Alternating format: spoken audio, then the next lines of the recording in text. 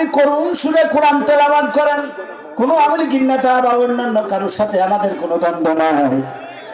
যখনই বলবো আল্লাহর আইন দিয়ে কোরআনের শাসন দিয়ে রাষ্ট্র চালাতে হবে, তখনই যত জ্বালা মনে বড় জ্বালা রে প্রাণ জানিওয়ালা।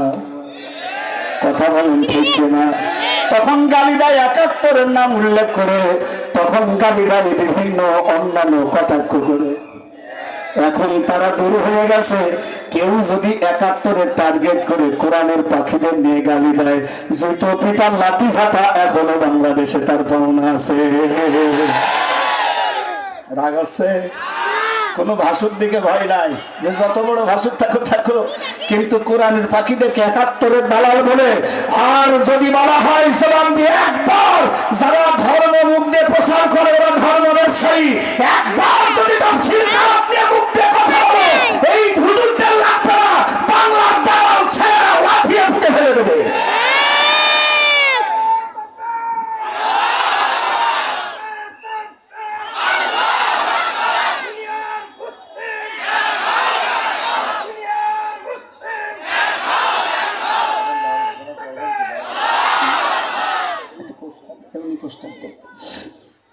তাহলে আমাদের গালি দেওয়ার দিন শেষ। কথা বলেন ঠিক না? সোচ্চার থাকবেন তো সবাই? একটা মুঠো করে ভাত কম খাবেন, পেটের ওই খালি জায়গাটা রাসূলুল্লাহ এবং দিন কায়েমের জায়গাটা ভালোবাসা দিয়ে ভরে রাখবেন। কথা বলেন ঠিক? এই জন্য আল্লাহ তাআলা বলছেন